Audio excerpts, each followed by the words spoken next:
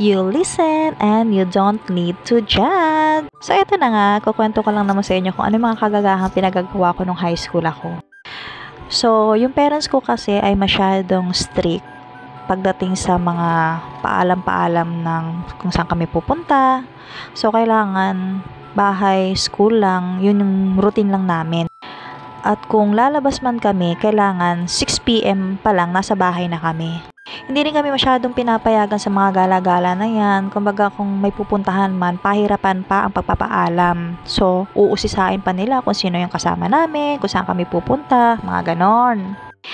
Then, one time, namatay yung lolo ng tropa namin.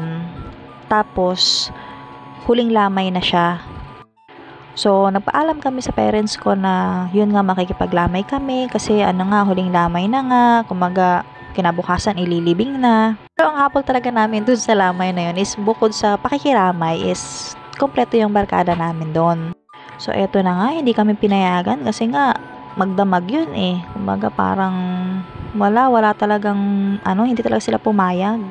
Alam mo yun, naglinis ka na ng buong bahay, ginawa mo na lahat ng mga utos nila, pero hindi pa rin kami pinayagan. So, dahil nga ako ay matalinong anak at matigas ng ulo pero nag-aaral ng mabuti, gumawa ako ng paraan para makapunta kami dyan sa lamay na yan or sa huling lamay na yan. So, eto na nga, 12 a.m. na, tulog na ang lahat at syempre, tahimik na ang paligid.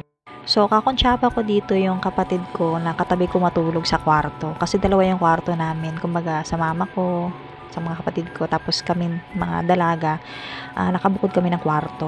Tapos dun sa kwartong yun, meron kaming bintana na pag binuksan mo siya, kasya talaga yung taong kung lalabas-pasok.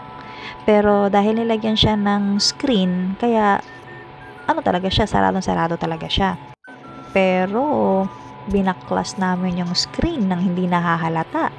So, di ba parang pag natutupi-tupi yung screen, so yung parting baba, inangat namin yung pako para umangat yung screen. Tapos parang tinupi namin siya sa kalahati para kasya kaming lumabas.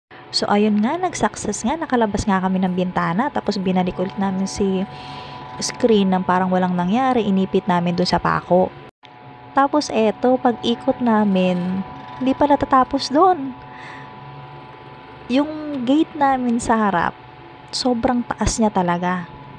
Akalain mong nakaya naming akyatin yung gate palabas. Tapos yung aso namin, nakatingin lang sa amin. Tapos sinasenya sa namin na, huwag kang maingay, ganun kami. So, hindi siya nagtatakol talaga. As in, talagang walang ingay na nangyari. So, eto na nga, nakatalo na nga kami, nakalabas na kami, tuwang-tuwa kami kasi nakarating na nga kami dun sa bahay ng tropa namin. Pero syempre, hindi tayo papahalata. Kasi yung papa ko, minsan gumigising yun ng 12 a.m., 1 a.m. para it's either iihi sa CR o kaya naman ay iinom ng tubig.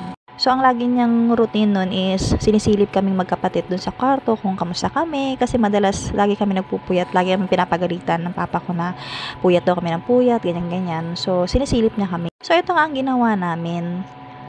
Bali kasi may kulambo kami eh. Ang ginawa namin, yung dalawang unan, pinagdugtong namin, bali 4 siya, tapos kinumuta namin para magmukhang may natutulog. So, yun nga.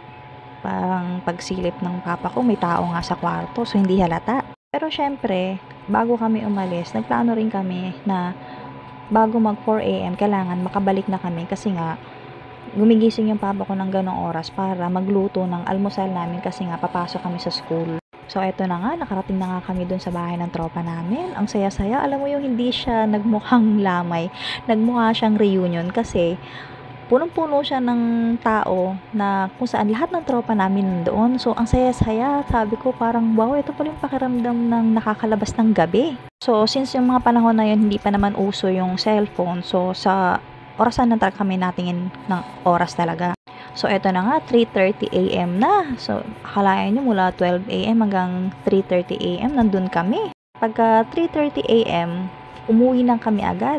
Kasi nga, sabi ko, magigising ngayon yung papa namin, malalaman na wala kami sa bahay. Then yung ginawa namin, so yun na nga, ganun pa rin ang pagkakarutin.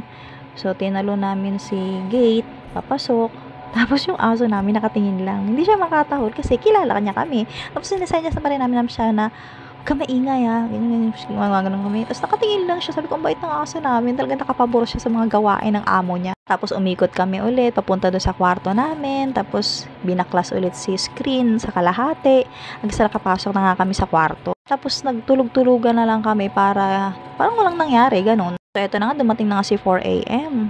Ginising na kami ng papa ko kasi nga mag-prepare na nga daw kami kasi papasok na nga. Ang sarap pa itulog. Puyat na puyat talaga kami. Wala kaming choice kundi gumising kasi pag halata nila na puyat kami, malalaman na ano pinagagawa namin, bakit hindi kami nakatulog.